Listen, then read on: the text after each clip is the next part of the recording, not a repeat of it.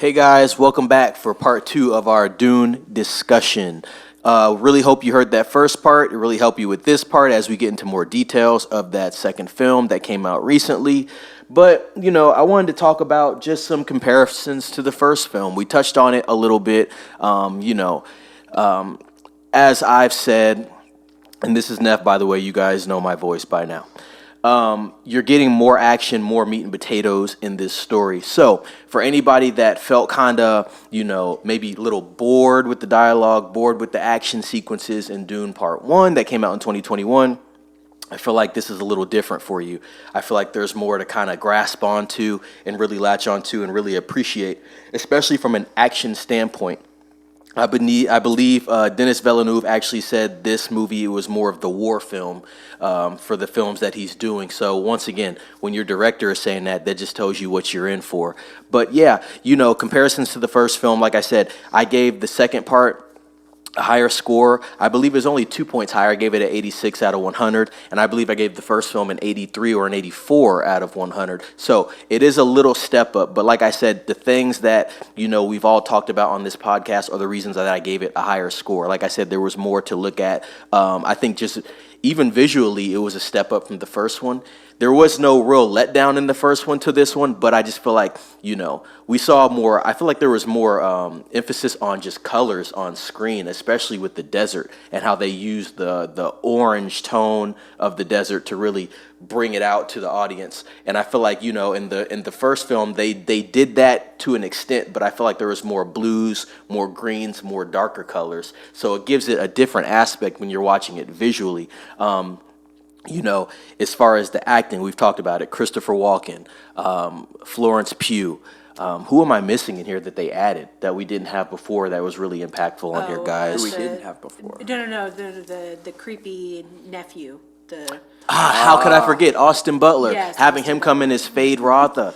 I mean, just awesome. You know what I mean? And I have to. Right. And I have to praise, I have to praise just the acting from everybody that was involved in the film. I feel like the acting from part 1 and part 2 has been solid all the way through. I'm not watching it saying, oh man, they were off on that shoot. You know what I mean? Or someone wasn't carrying their weight. Everybody did what they needed to do. Of course, no movie's perfect. There's some things that could be tweaked. But like I said, the first film was a good film, solid film.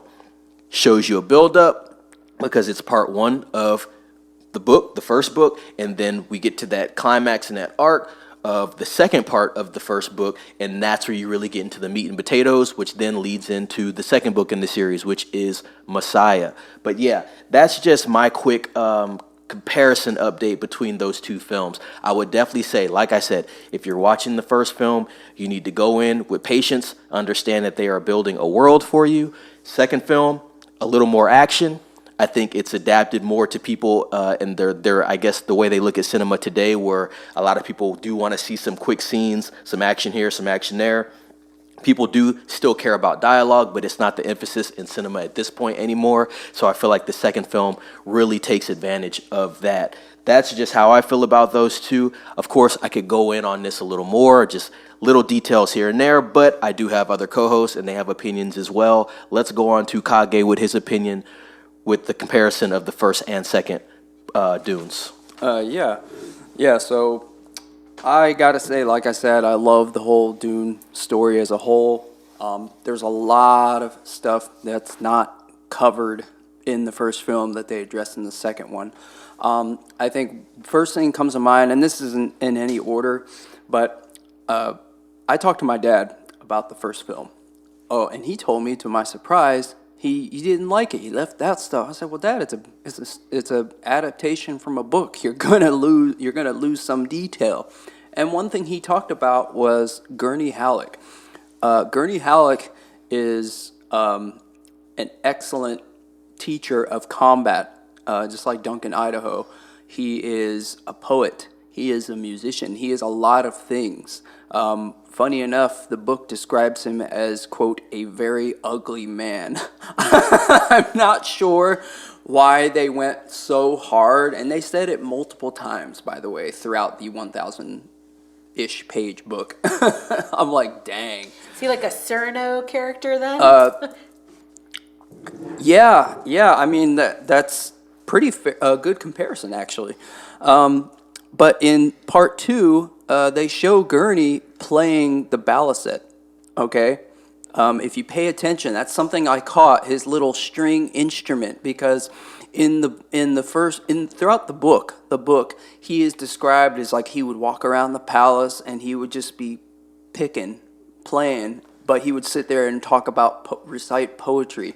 You get a little bit of the poetry in the first movie if you listen carefully. There's a part where they're looking at I believe the Emperor's representative coming to Caladan to talk about or even come into Arrakis, to check on them or whatever, to sign the papers and say, hey, you are the stewards of Arrakis, or you're going to be. And he says a little line of poetry. He does it. Then he says, "What's the saying? You scrub your ass with sand," or something like that. But because he has a little comedy to him too, to the character. And so in part 2, you see Gurney playing the balisette a little bit, and you also get to see Gurney grow as a character. I think you get to see that combat. He's described as a very good hand-to-hand combat guy, and in the second movie we get to see that a little more. There's a war sequence in the first movie, but this one, as Neff said, is a lot of action, a lot of there's a scene where Paul and the Fremen fight together. This is when they hit their stride, and it shows them openly hitting back against the Harkonnens and stuff like that, and you get to see Gurney out there with him later on in the film. He is absolutely a badass. Right. So that's something I really appreciated. But of course, the obvious, you have the introduction of a lot of characters. We had guy, I feel bad, please forgive me, internet, who played Drax in Guardians you're of the talking Galaxy. about Batista. Yeah, Dave Bautista, thank you. Dave Bautista, he was in the first film a little bit, and he was in this one a little bit, playing as Rabin, or whatever. It almost sounds like Rabbit, and he is the favorite nephew of Baron Vladimir of Vladimir Harkonnen. He fell out of and favor. He fell out of favor. Right? It's like, hey, you're not bringing in the spice, so I'm gonna get my other nephew, my new number one. You've been demoted, and we're gonna get Fade. I mean, one thing I will say about him being a favorite, I don't know if it was necessarily that he was a favorite so much as less crazy.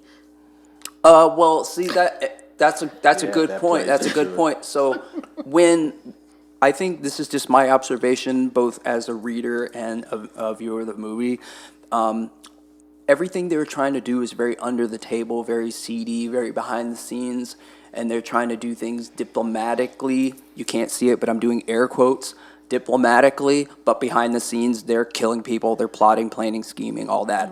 And when that worked to a point, it wasn't working as quickly as everybody would have liked.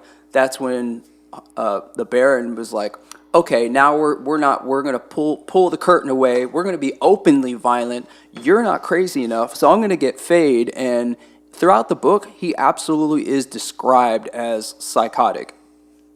He is one to be feared. It's not like he doesn't do anything without reason. There's some stuff where the Baron is trying to show everyone, hey, here's my new favorite, and this is how powerful he is. So what does he do? He puts him in a Roman Colosseum, so to speak, and has him kill the last of the Atreides line, or at least the Atreides.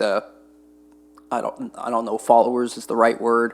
No, I think they all you're had on the right ties. path. You're on the right path. there I was guess a you could couple say of them. they're known, the last of their known lineage. Right. And so they go out there to fight, and it's not a fair fight. They're drugged like that, but it's like it's all to pat his ego, and then the Baron is like, "This is my gift to you, nephew." Like, it was so messed up, but that's exactly how they played out in the book. So that being said, Austin Butler, fantastic job at playing the character.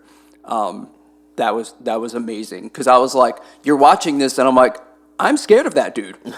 I'm scared of that guy. I do not want to face him on the field. So to see him in his fight sequences, he wasn't just putting on a show. He actually was that crazy.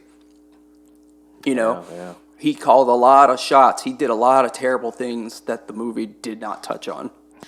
All right. Well, I mean, for me, I think, a lot of the things we covered in the previous episode, but as far as comparison to the first and the second, I mean, you're going to run into a lot of situations where if you don't know the characters, you're going to be a little bit confused. And even I assume even when we get this third film, which I'm sure we will get, Messiah, it will have some information that, if you didn't watch the first two or watch them within, the last couple of months before seeing the third one, you're probably going to be a little bit left behind. Right. But, I do know looking up, there's some other things that are going to be interesting as far as HBO Max, I want to say, is going to be coming out with a series that's going to be about the Bene Gesserit. And I don't know what the working title, I had looked it up, but unfortunately my notes are not with me right now. But they're planning on doing a series that's going to focus a little bit more on that. And I think that'll kind of help pull in some of these things that are a little bit unknown because as Kage mentioned, there is a lot going on behind the scenes and the Bene Gesserit are very much these, I mean, they call it prophecies and they call it, Puppet masters. Yeah, but really they are. They really are just like, hey, we're ultimately, if we were to make a comparison of this series to something that would have been actual history and actual, like, a little bit of lore, I guess you could say, in the real world, is you've got a lot of comparisons to the Romans. Like you said, we have kind of like this whole ruling group that, again, they're tithing, land and, in this case, planets, in order to get these spice trade, which, then you're going to get into, like, the comparisons of, like, the silk trade that we would have had back in the day. And then, of course, you've got heavy leaning comparisons with Messiah and Egypt. So that's a little bit more biblical. And then, of course, you've got just the pure Roman influence of a lot of it. And with the Romans and with the Greeks, you had a lot of ties with fate and all of these, like, hidden strings behind that are, pulling in order to get people to basically fall in line and serve the empire. So with this, it talks about the great houses, which, again, that's kind of like a reference to the Greeks or the Romans, these great houses that hold the power, that hold the land, that hold a lot of the wealth of the empire, that have all been given out and kind of doled out by the king. And then, of course, or just that the families held for generations as part of being these great houses. And, one of the things that we can all pretty much agree when you look at history in general, which is whoever holds the money is going to be the one who, is going to hold the most power.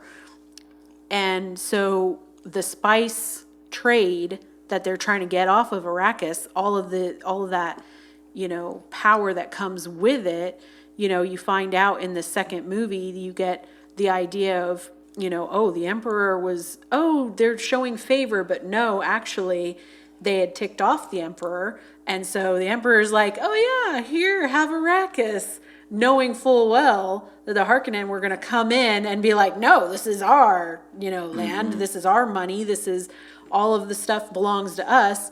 And so when in that first movie, they're kind of setting that up and showing you, like, hey, why is it that, this group is getting this assignment in the first place? It doesn't make sense.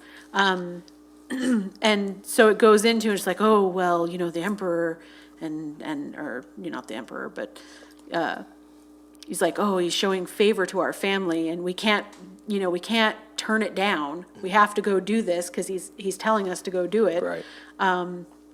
And then when you get there and you start seeing the Bene Gesserit kind of pulling strings in the background, and then after the betrayal, essentially, that happens, it's very sad to see just the complete disillusionment that goes behind, what Paul's father was thinking things were going to go, how things were going to happen, to what actually ended up happening. Like, he surrounds himself with all these really loyal men thinking, we're going to be great. Like, this is going to be okay. Everything's going to work out. And then, left and right, you see it just slowly crumble in front of him.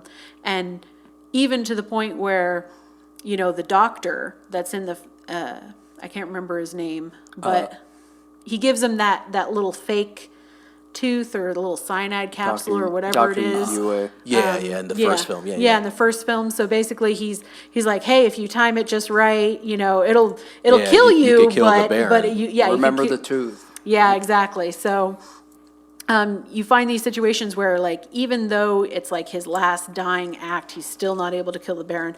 And the Baron's character, I believe it's Skarsgård. Yeah, Skarsgård. He does a really great job with the Baron. I feel like, you really can see this kind of, he's almost like you almost look at him like a Don. Like, he's like, That's a good comparison. He's like, I gotta basically show strength, otherwise all these people are gonna kill me. Because even with like Austin Butler's character, who's his nephew, he's basically, when he throws him in the Coliseum and says like, oh yeah, I'm doing this as a gift to you, and he gives him like all these people to kill, there was one who was not poisoned, and he finds that out, and he's all like, what the hell?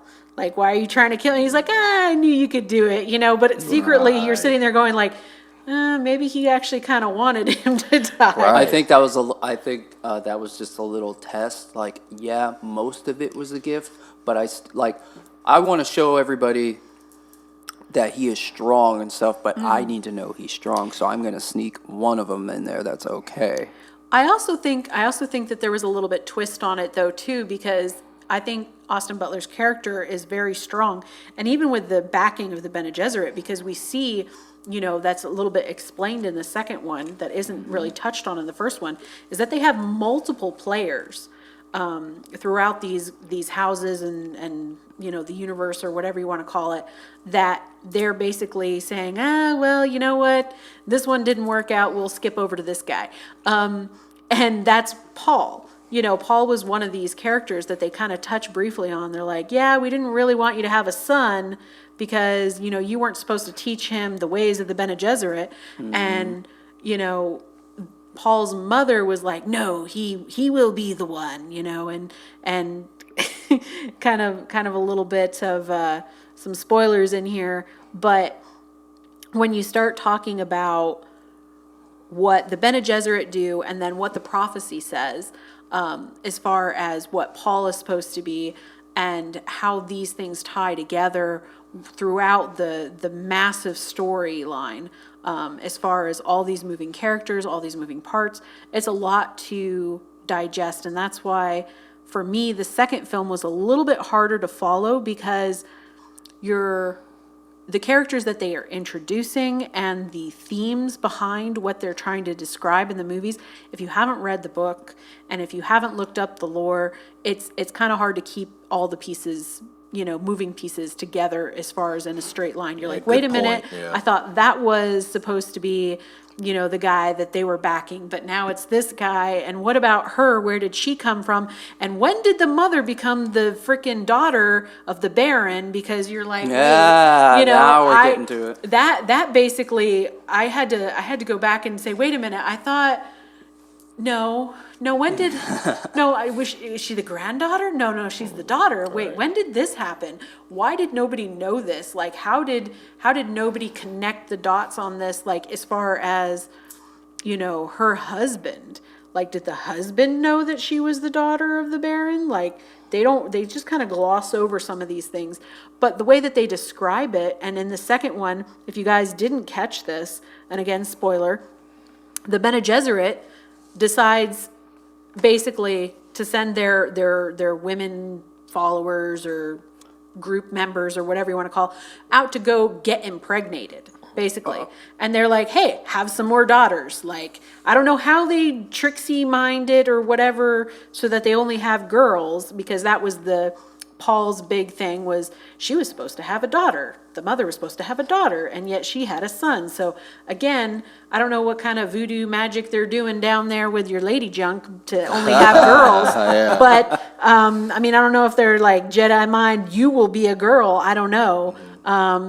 So I can talk about the scientific part of that. But you know, like I said, in that movie, they're like, hey, we're gonna have Austin Butler's character sleep with one of the Bene Gesserit, and she's now pregnant with, you know, another daughter. Yeah, keep that to bloodline carry going. that. Yeah, in order to carry that bloodline forward, because they're like, we like him, even though he's crazy. Right. We think he's strong. And it's part of their plan too to always have players involved. What you got, Kage? So yeah, kind of talking about that. So basically, what happened was, you're right. The Bene Gesserit, they knew about their prophecy, the Kwisatz Haderach, and they were so pissed when they found out Jessica had a son. So in the Dune universe, the Bene Gesserit are all women, and in this universe, they can actually control the sex of their child. So in the modern world, you don't know if you're going to have a boy or a girl. You hope, you have a party, whatever. But in Dune, they can control it. So just the simple act of Paul being born was a straight up act of defiance from Lady Jessica, okay? And so as Paul's starting to gain power in the story, he is catching the attention of everyone, and I mean everyone, from the Fremen to the Emperor, Bene Gesserit, everybody's paying attention, and they are having none of it because they were sent to Dune to die. This was never about giving them power. It was all a show. They were actually sent there to die. And lo and behold, to everyone's surprise, not only did they not die, but now Paul is gaining favor. He's gaining power. And the emperor's like, crap, that's not what I intended. Right. And so what happens is the Bene Gesserit, again, even above the emperor, the Bene Gesserit are the ones pulling all the strings.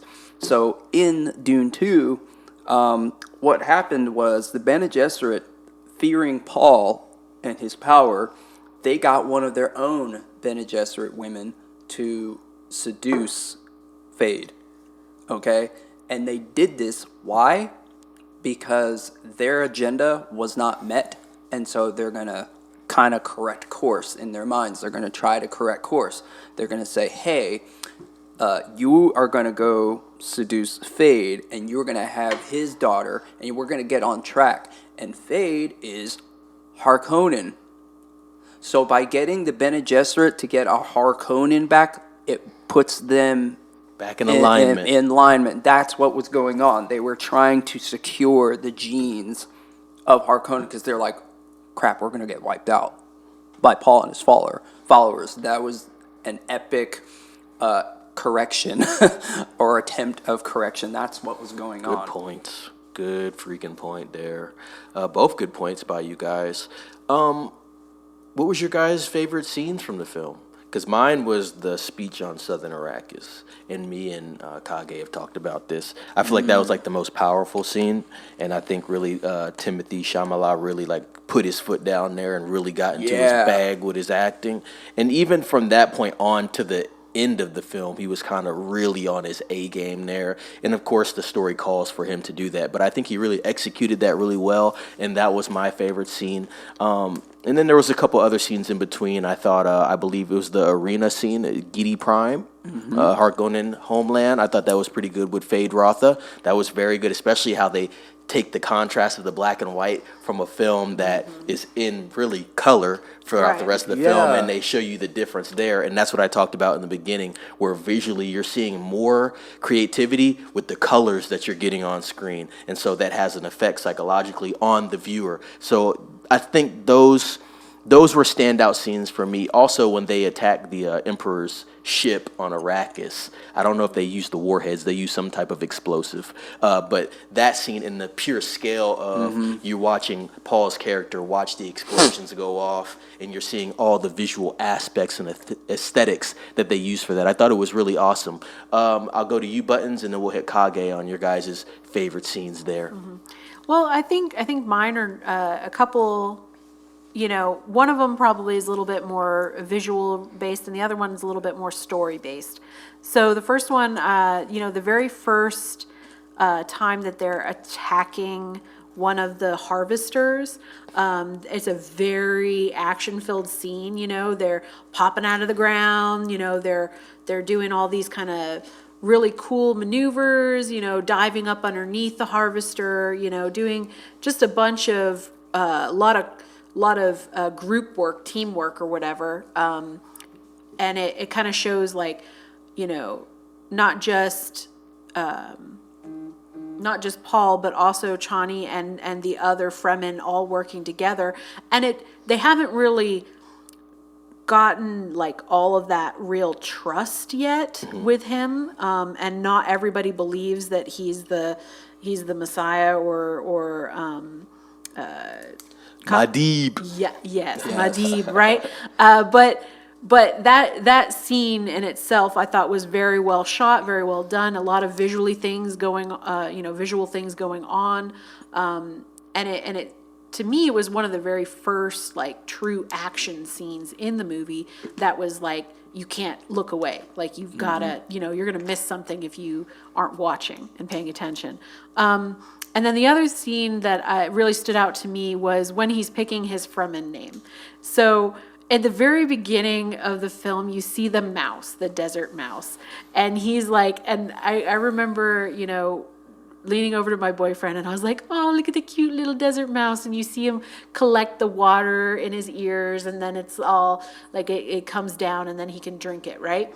And they talk about when they're picking the names, he kind of jokingly throws out the name of the mouse. I don't Muad'Dib. Yeah, Muad'Dib. That's what it is. Yes, right. So they're like, oh yeah, that's the name that I want. And they're like, oh, that's a very powerful name. That's and you wouldn't think it when you look at the little tiny mouse. You're like, oh, look at the cute little mouse. And it's no, he's one of the few animals in the desert that can actually generate water that they can drink, versus most of the others are reliant on water that's already, that comes from something else, some other living thing. But the mouse is able to, actually cultivate it from the air. So one of the things that I just thought it was so funny and well written, that it's just a little scene where they're talking about it, and you just are like, oh, that's how he got his name. And even though it was kind of jokingly said by him, he's like, yeah, I want to be called, the mouse, the desert mouse. And because the whole, at that point in the movie, he hadn't really leaned into being the Messiah yet. He was still kind of, on the fence as far as if he wanted to go that route, because he was struggling still with the repercussions and that potential I see what you're genocide. saying. I guess for you're saying that's really him finally leaning in to the culture of the Fremen. Right. Yeah, so that's really that real first introduction of I'm part of your culture now. Right, yeah. And so you see him, he's like I said, he throws it out there kind of joking, but then after he sees how important that actual name would be, he's like, yeah, that fits, that works, and so I thought that was a very good scene as well.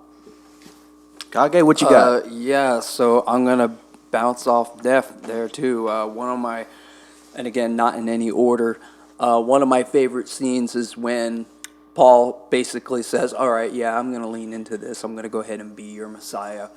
And it wasn't an act. And he stood in that siege surrounded by thousands of Fremen. And at first, Stilgar, speak,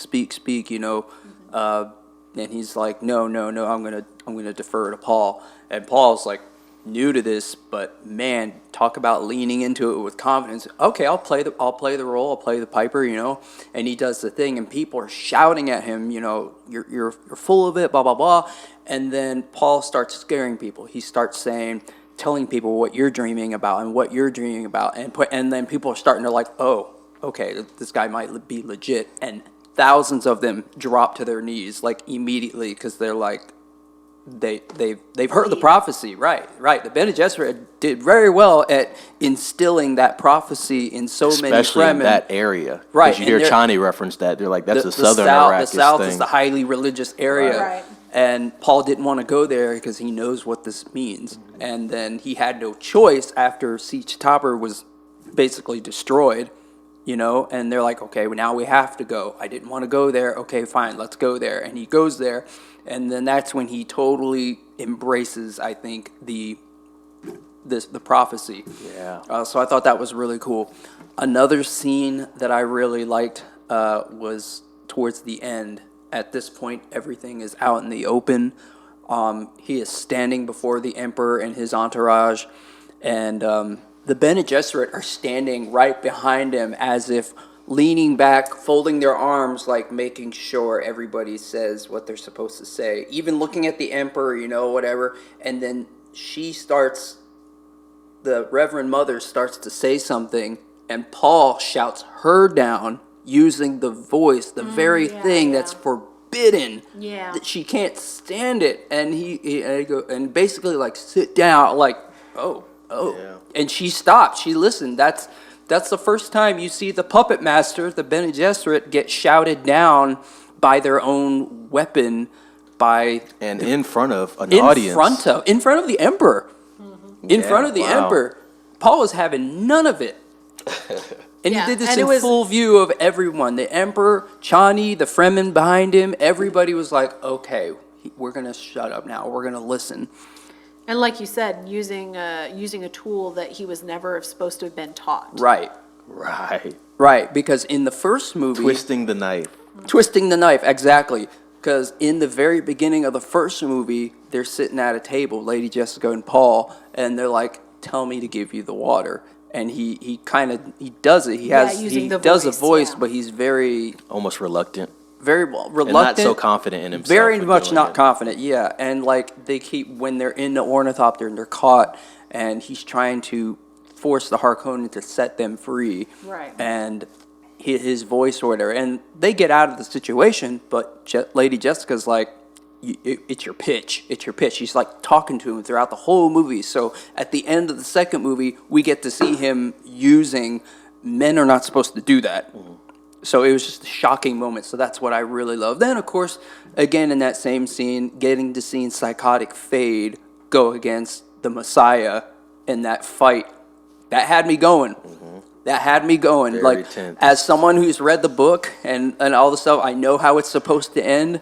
But at the same time, they still kept me guessing. I was like, oh, are they going for a twist now? And then I was like, oh, okay. But it was still very satisfying. But the movie was great. Wow. Paul seeing the riding the worm. Yeah. That was a scene that I was looking forward to. I was like, okay, how are they going to do this? Is the CG going to look bad? Because I feel like that's where the worm is the CG in the movie. Because everything else was a real emphasis too. That was also him embracing the culture as well, and them actually embracing him. Once he did that, they were like, okay. Yeah, this guy's serious now. I think they mentioned, during that, because when he goes out first to go catch a worm, Correct. He's just climbing the dunes and he's just waiting. They throw a thumper out there and they're like, all right, let's see what comes. And he actually happens to get, I think they called it like a grandfather worm. He ended it like you're getting something. your first worm, and he's like, okay, I'm going to do it. And some of them are taking bets, like he's totally going to die. Yeah, and he ends up calling it the biggest thing they've ever seen. Right, exactly. Yeah. And they're like, no, he needs to back off. Like that's too much for him for his first time. But he's all like leaning into it. He's all like, all right, here it comes. I know. And he's still a little unconfident because it's the first time he's ever doing it. Hello, my name is Paul, and welcome to Jackass. Correct. Yeah. Right. And so, like you said, it's a very big part of their culture as well as, being a warrior within the culture. So, because I mean, it's not like you see all of them out, riding worms. It's very much a selective group that get chosen to do that. But I will say this is, you have Reverend Mother, and I do think that, since I haven't read the books, I know listening to other people talk about it, it's a little bit different how they handled the daughter, her daughter that, she's pregnant with. Alia. Yes. Yeah. Yeah. Yeah. So Jessica, when she, gets to the planet, in the first movie, you find out that she's pregnant. In the second movie, they're like, hey, our Reverend Mother is like about to kick it. So let's make you the new Reverend Mother. And, basically the women at that point that were like the holy women, of the group were like, yeah, we don't really want to make her Reverend Mother, so let's just kind of poison her. And, at least that's what it comes across as. And then they're like, and because they're like, they didn't think she was going to survive. They were like, it's a 50-50 shot. Maybe she'll make it, maybe she won't. And that's another part of the movie that, I think you have to kind of get and lean in a little bit more to what the books are talking about, because it comes from like a baby sandworm. It's called the water of life. Yep. And basically, it's a very guarded and highly ritualistic part of the movie when they're down there, and because the Reverend Mother has to drink it, and then Paul drinks it as well. And it has different, effects. But one of the things that they mention, and it's going to come into a big part of the next movie, I believe, is the fact that she's pregnant when she's drinking this water of life, and the baby is affected. So with the baby being affected, we don't know for sure.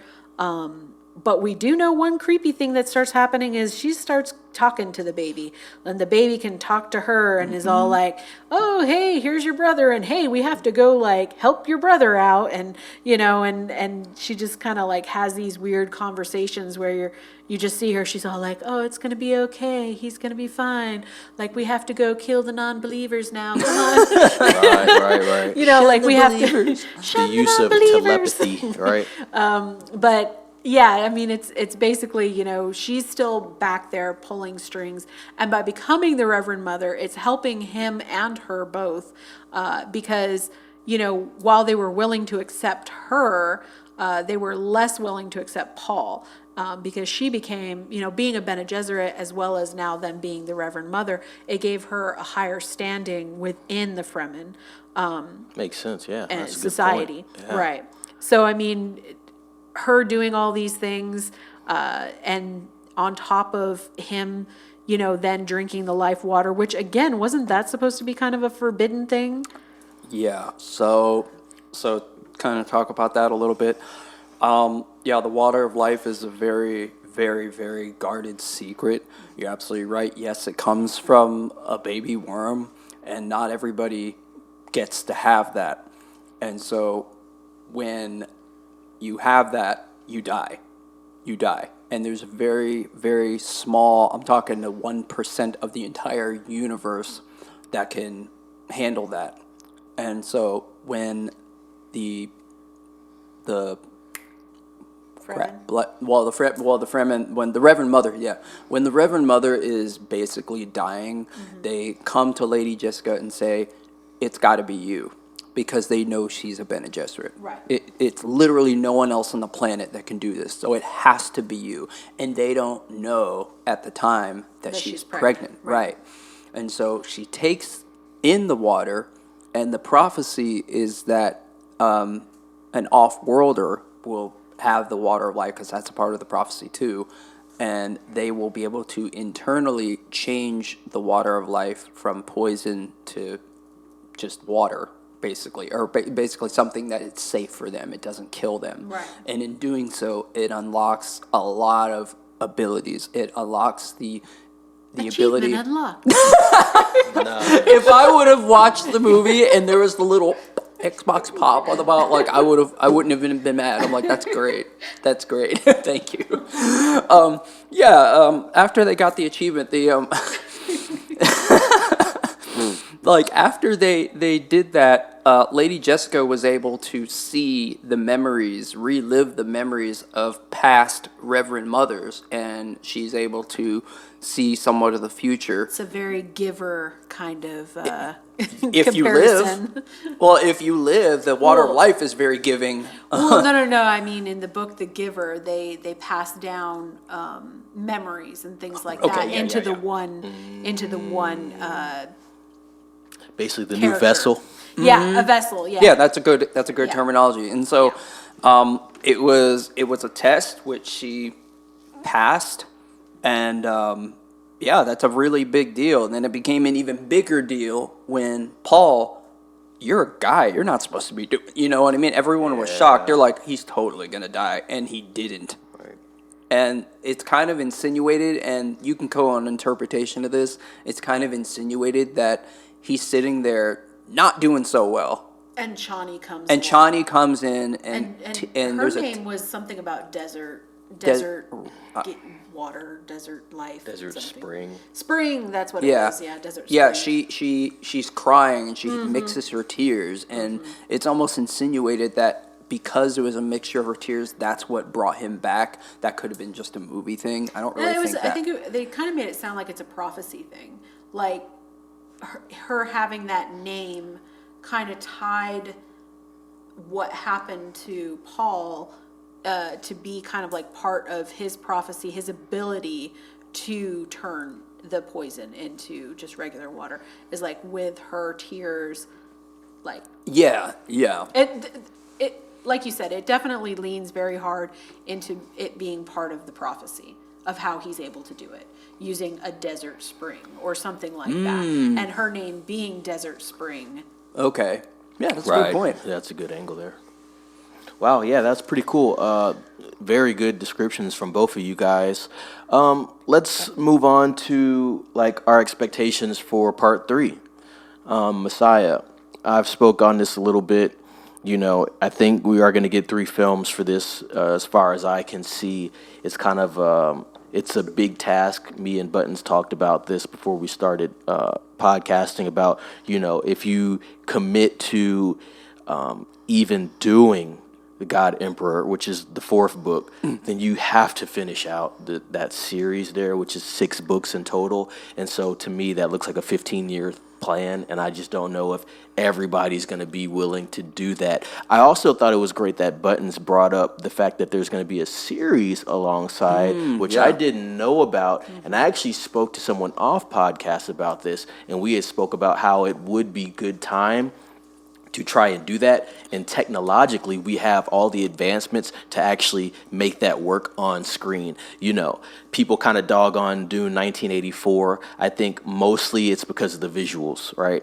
I think, you know, Mr. Lynch tried to stick to the story. He might have changed a couple things, but he tried to stick to the story for the most part, but he did not have the technology to really cut across screen the way he wanted to. And I think Denis Villeneuve does have that ability now, so I think you can really do a lot on screen with Dune. So it will be really interesting to see if there is a series. Buttons is showing me some info right now, Dune Prophecy. So we'll see what happens. I think this will really be interesting, and I do think it will be a way to tie some things up for people that are really into Dune. I know we're all into it, and I think it's actually going to be really interesting for us to actually go and see that if they're able to do that. You know, based off that, it looks like it's kind of new information. Maybe we won't see that until maybe 2025, something like that. It does show that it's slated to come out in 2024. It was in work since 2022. Interesting. So they've been working at this for a while. So let's hope that we do get something maybe fall time. I think that would be really good, and it gives the second part of the film a chance to breathe and let people really take that in before you get hit with something else and a bunch of other information, because we've talked about the depth in Dune. So what do you got, Kage? You got something? Well, I was just questioning, do we know, this is a question for myself as well as the audience, do we know what this is going to be on, what streaming service? It is Max. It is Max. It's going to be Max. So on Max, folks. Yeah, so All right, Max, keep an eye out. and it's changed names. Like when you go to look it up, it was called something else, and now it's Prophecy, as far as the working title goes. And it does focus mostly on the Bene Gesserit, and I believe it's supposed to be a prequel.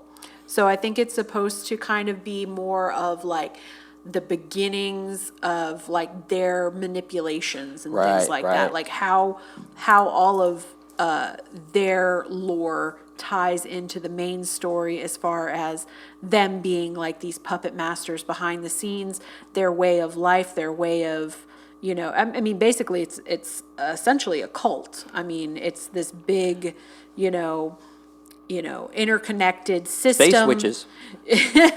Architects of the future Right, through exactly. witchcraft and other means. Yes, But, and yeah. like you said, it's multi-generational. It's definitely, highly political. I mean, you see different things like that where they're pulling the strings in the background, and I wouldn't be surprised if, because they're talking about multiple large families being involved, like these Other houses. yeah, these other houses, and that the Bene Gesserit are manipulating in the background as far as who they choose to keep in power, who falls in and out of favor. All of these different things are going to play into it, as we've seen just with Dune, as far as planting, Paul down there as being the Messiah, and that affording them some protection. And I think that it'll be, like I said, it looks like it's just going to be kind of like a prequel to everything. And I don't know, how long, obviously, we don't know how long the series will run, but I'm getting kind of the vibes of it being kind of like the Rings of Power, where it's going to be very, none of the characters are going to be recognizable to the story. They're just going to throw some Right. new people out there and then kind of loosely tie it back to what we know currently for Dune. Right. Yeah, and I think that's really going to be good just to see. And like I said, it's something in between with these films. But yeah, we had spoke on that, me and somebody else off the podcast, and we just talked about how, it would be the time to do that. And before I'd gotten that information, I was saying, that would be something you would have thought they would have went to the drawing board from the beginning, because you don't want to have two films in it and say, oh, we should do a series now. It's just a lot to kind of deal with and juggle. But yeah, as far as Messiah goes, I expect them to knock this thing out the park. I think they'll tweak the story a little bit to make it a little more interesting. To me, Messiah is more of the drama part of the Dune series as far as Paul Atreides' line. There's a lot of inner workings with Prince Irulan and Chani. We're not going to give away spoilers if you haven't seen it or read the book or anything, because there are adaptations of Messiah, I believe, out there. We're not going to give away that. I know it, Kage knows it, Buttons knows it now, but it's going to be a really interesting film. Like I said, it's the shortest book out of those three that are following Paul Atreides' line specifically, and I feel like that movie, they're going to button it up real nice, and I think it's going to be one of those emotional ones, honestly, because there's a lot of stuff that happens between all those players in between when Paul has become the emperor for, I believe it's 12 years into the Messiah story. Yeah. So it's going to be very interesting. I expect it to be another great movie, though. The second film is really like the bridge film, which I feel is kind of the most important in a lot of trilogy films. So I think they'll end it with a high note in Messiah, but also it will be a good send-off as well. I think it's going to be kind of a bummer, though, because we do have this high-quality adaptation of Dune for it to actually come to an end. I think that's going to suck. You know what I mean? Because it's like, dang, I want more. But also, too, as someone that's into cinema, you kind of look back at things and you say, you know what? It's good because it did have to come to an end. If it keeps going, Yeah. you know what I mean? You can only do so talked much, about and that. Frank Herbert only did 6 books. So there's no more. There's other books, but I believe his son wrote the other books. But that's not Frank Herbert's work specifically. Yeah. So you can only do so much with that. But it's going to be a bummer to see this thing end, and I do believe it is going to end with part 3, which is going to be covering Messiah. But that's just how I feel about Dune Part 3. Expectations from you guys, I'll let you go, Kage, and then Buttons, and then we'll kind of wrap it up for, I guess, any future adaptations of Dune that we might see. Let's see if they try to retouch this thing. It's going to be tough to top this, but that doesn't mean that they won't try to hit the story, or someone might try to take on those last 3 books. So, Kage, go ahead. So you're absolutely right, Neff. There's the Dune story is incredibly dense. It spans across 6 books, and yes, there are expanded universe. But I think as far as the movies are concerned, they just want to focus on mainly telling Paul's story. And Paul, this is kind of a spoiler, like throughout the story as a whole, Paul, he plays his role. but he's not. There's going to come a point where it kind of tapers off, and we've told Paul's story. Now we want to tell the story of the universe and the aftermath and his legacy and his family, blah, blah, blah. Messiah is basically going to touch on, okay, now that the conspiracy is out in the open, the prophecy is done, Arrakis is green, and it's like, what now? That's what that's what Messiah is. And of course in Messiah you're gonna see more about I feel terrible if I'm mispronouncing her name, Alia. The sister? The sister, yeah. The Currently unborn sister. And you talked about that before, Buttons. One of the aspects of the water of life, which I was concerned about, how audiences would receive that, is how are they gonna, or are they even gonna touch on the fact that Lady Jessica can now commune with her unborn daughter.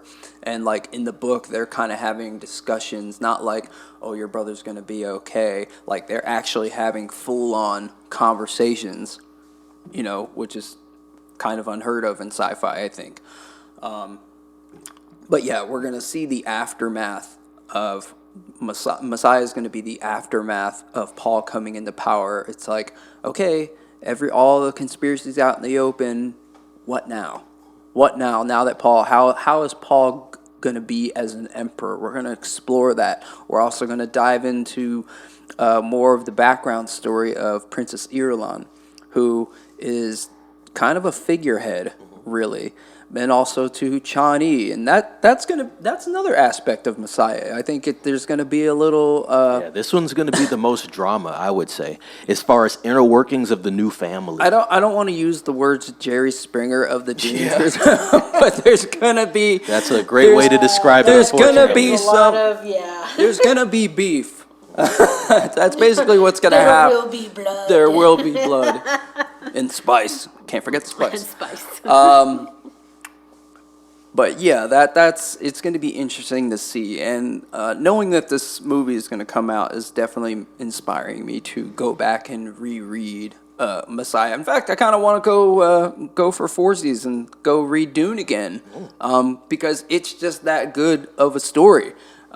Dune has been, oh my God, I want to say half, if not a good chunk of my life.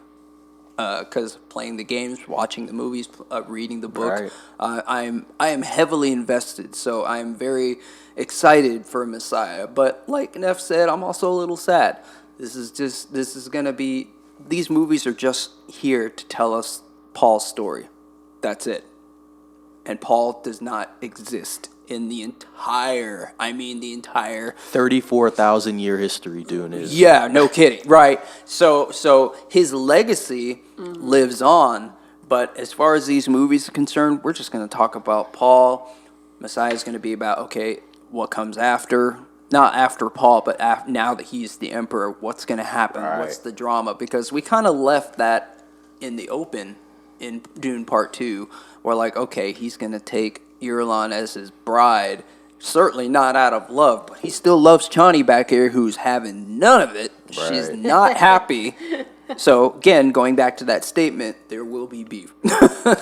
Buttons, what do you got for the third film? All right, so I spoke a little bit, off with Neff about this earlier, but I mean, there's a lot that goes into the third one for me, and again, we talked about how the best way for them to wrap it up as a series would be, or as a trilogy, I should say, with how they're going to leave the story. Now, I don't want to give any spoilers for those who don't know what's going to happen as far as in the book Messiah, because I was interested and I wanted to know kind of where they were going with this. And I did. I looked it up and I was like, oh, okay, so that'll be very interesting, because there's, like Kage mentioned, there's a lot of stuff that's going to go down that's going to be really weird, and it's going to be very complex and complicated. And like you said, we might as well have, Jerry Springer going on in the background as far as, the complexity of it. And even just as I mentioned before, with the second one, with finding out that Jessica is daughter, Baron Harkonnen. yeah, Baron Harkonnen, and so that makes Paul his grandson. But then, of course, you've got the crazy nephew, Fade, and he's got his whole family drama going on. Like, we know that he now is going to be father to some Bene Gesserit, daughter. And with this particular one, I know we're not getting the same actors and actresses to continue on with, if they decide to continue forward after these 3 movies. I don't know that, as Kage mentioned, that they would even be able to play those characters past that, because there is some time jumping that happens. And that's kind of the only thing that I will talk about, because you have to know that with something that's going to scope this big, that there's going to be, lapses in time, as far as, you're going to have to jump forward or fall back, because it's just such a massive story to try and, tell in 2 hours. Right. Even if it's the shortest book, it's still a lot to cover in 2.5 hours. Because I believe that's about the runtime for both part 1 and part 2 is about 2.5 hours. Yeah, roughly 2 hours, 2:45. Yeah, something like that. And so, for me going into Messiah, there's definitely things that I want to see without giving spoilers away. I don't, there's certain characters, they gave Anna Taylor-Joy the daughter, the sister. Yep. So she, I believe, is going to have a bigger role in Messiah. But again, the fact that they show her as an adult kind of leads you to believe that they're going to be doing some time jumping. Now, as far as Timothée Chalamet and Zendaya being able to time jump, I think they're able to do it, but it's going to be a little weird because Timothée Chalamet still has that whole young body that isn't filled out look. And, most of the time when you see older characters, they're not so lanky anymore. And you got to believe that if he is truly been trained with the Fremen for as long as he has and living this kind of hard lifestyle, he should have filled out a little bit more. I'm not saying he's going to go full on, Thor. Well, Wait, now fat Thor? Before he got fat. well, I wasn't really going Thor. I was thinking more Aquaman because we had Jason Momoa in there. But that character, I mean, even Josh Brolin is more filled out. So, Correct. And he's supposed to be like this old guy. So, I mean, hell, even the Baron, still, he's a little bit, or he's more filled out than Timothée Chalamet. But of course, they wanted to make Timothée Chalamet and Zendaya, of course, look young because they're supposed to be young at the beginning. But we'll see if he kind of gets filled out a little bit. Right? Yeah. If it kind of lines up so it makes sense visually, like, Yeah. okay, this looks like a man that is 35. Yes, You know what I exactly. mean? Or however. Yeah, because like we said, Messiah is 12 years after. Right. And then Children of Dune is 9 years after he goes off somewhere else, but we're not going to get into that. Yeah. Because Yeah. that's Children of Dune stuff. Yeah, because Paul is supposed to be like 16 or whatever. He's supposed to be young when all this goes on, and you're Right. absolutely right. There is a lot of time skipping. So he's able to have visions of Alia grown up. He's seeing Right. he's having dreams about this, and he's making decisions as emperor based on his visions. He's like, well, I've leaned this far into the prophecy, I might as well totally trust it, live Right. it, breathe it, 100% all in. 100% going all in. Like I was talking about, this would be our last little topic for this one, and we'll wrap it up there. Future for cinematic adaptations of Dune in the future after this? You think anybody tries to tackle this again? Do you think they try to do 4, 5, and 6? Or you think they kind of leave it as it is? I think there's definitely going to be talks about doing 4, 5, and 6. As far as, the budget goes for that, I think they won't make a decision until after Messiah. And if they don't do Messiah well, I really believe that they're going to say, you know what, no, I think the audience is out for it, you know, and they'll just kind of drop off after Messiah.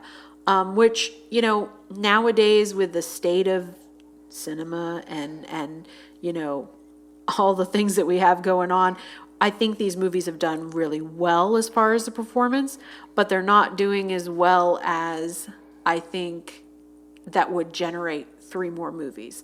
I mean, they're not hitting the numbers that Spider-Man hit. They're not hitting the numbers that Maverick hit. You know, they're doing well, Right. Don't get me wrong, but they're not hitting so high to where they're like, yes, let's We green have light to do this. 4 movies out into That's a good point. the future. That's a good point. Kage? Yeah, you know, speaking as a fan of the lore, I feel like I personally could go either way. Like I just said earlier, if you're just trying to tell the story of Paul, I believe I've gotten my fill. That's not to say that I wouldn't be open. If they want to make more Dune movies, I will be there. I will be there first in line. Let's go. I'm ready to go. But at the same time, you know, if they said Messiah was it, I'm good with that. Now, do I think other people would take on this project? I feel like it's too soon to say. I feel like Dune's been around for a very, very long time. It predates Star Wars, for those that don't know. And so this has kind of put it back in the limelight. People are paying attention to Dune. Because of this movie, people are going back and saying, oh, there's a book, you know, and it's making people interested again, going back. So we'll see what happens. I'm definitely open to it, but they're going to have to do it right, and they're going to have to take notes from Denis Villeneuve because that man is a fan, and it shows in his work that he cares. Right. Good points, guys, and I have to agree, and I've talked to Kage off podcast about this, that I think that the films that we have seen so far is the best adaptation of the book that we've seen on any screen. So that says a lot about just the people and the team that's involved with this film, and they've all done a pretty good job, man. I don't think they're going to be able to top this again. Can it be topped? You don't know the future, maybe, but it's going to be hard to top it. Dune is a hard thing to do, and the fact that do it right. And it's because he appreciates it. Right. He did his research. He's read the book. This isn't somebody who was like, oh, this can be a hot cash grab and just churn out something just kind of like the Fast and the Furious movies. Right. It's like he was a fan, and it shows in his work that he cares. He cared about all these details. I've watched and read articles, interviews where he speaking as a fan, he was upset that he could not get more in there. Right. He couldn't get more scenes in there. Why didn't I show Gurney playing the balisette in the first one? Why didn't I show this? And even the changes he made, Dr. Liet Kynes being a woman, speaking as a fan of the lore, that did nothing bad to me. Right. I'm like, the character is the character. Right. Whether they're a man or woman, it plays no relevance. Right. If they turn around and turn Chani into a man, and turn Paul into a chick, then I'd be like, huh? Kind of weird, yeah. Yeah, that fit the narrative. If you're going to make changes like that, it has to make sense. Correct. But these adaptations that Denis Villeneuve's done, well done. Yeah, and like I said, I'm agreeing with both my co-hosts here, Kage and Buttons. Yeah, like I said, it's going to suck to see this thing end probably at movie 3, but very good trilogy all the way through. Got to applaud them for that. And I think that's where we'll leave it. Like I said, I've spoken on it. You know, I really like Dune. We all like Dune here. We're really happy with these 2 films, and I'm sure the third is going to be great. We've all brought up great points, and we're all in agreement with it. But yeah, going to be a bummer to see this thing end because it's been a blast for these first 2 that we got. And so, yeah, high expectations for Messiah, but once again, I'm very confident in this team. So I think they're going to knock it out the park there. Guys, that is going to do it for our Dune discussion, Dune in general, part 1 and part 2, you could say. We touched a lot of information, a very a good set of episodes that we had covering this topic and this story by Frank Herbert, and the films, like we said, awesome. I'm going to leave it there. I am Neff signing off with Kage and Buttons. And this is the Popcorn Square podcast. Before we head out. Please like, subscribe, comment, ring the bell for notifications. Please interact with the video. Let us know what you think. Let us know if you liked this episode. And always come back for another episode of the Popcorn Square podcast. Be safe.